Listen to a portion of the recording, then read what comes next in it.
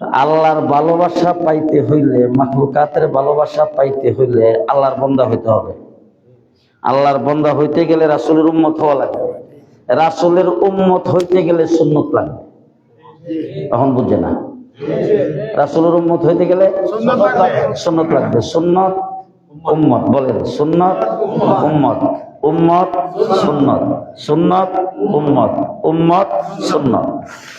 এই যে কথাগুলি এখন মসজিদে বললাম, এটা বাজারে বলার দরকার নাই তো, সবখানে বলা প্রয়োজন। আমাদের বাজারে তো সব হিন্দু, মুসলমান যেখানে আছে এখানেই তো বলা দরকার। আচ্ছা, এখন আমি ডাইরেক্ট সব উপমা দিয়ে লাভ নাই।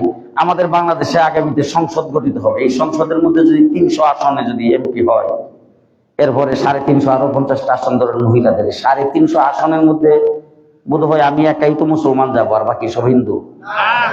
সবাই মুসলমান তো। তাহলে এই সুন্নতের এই কথাটা, শরীয়তের এই কথাটা ওই তাদের সঙ্গে বলার দরকার নাই তো?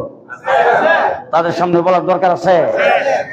এই লোকটা যদি আপনাদের এখান থেকে নির্বাচিত হয়ে যায়, এটা আপনাদের জন্য খুব খারাপ হইব। যে 300 আসনের মধ্যে সবচাইতে ভালো হবে আপনাদের আসন, কারণ শরীয়তের কথা বলার জন্য গেছে। কথা ঠিক আছে তো? ইনশাআল্লাহ এই কাজটা আমি করতে চাইতেছি আর কি। আমি কি করতে পারো?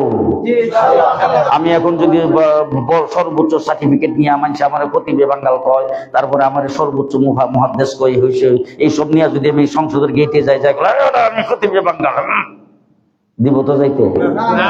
কথা কয় না। আরে প্রেসিডেন্টও তো ঢুকতে পারে না। প্রেসিডেন্টের জন্য সংসদে ঢোকা নিষেধ। ওনার যখন সেখানে বক্তব্য, উনি সেখানে ঢুকতে পারবেন, এছাড়া ওনার ঢোকার পারমিশন নাই। তা আমি সেখানে ঢুকতে পারবো?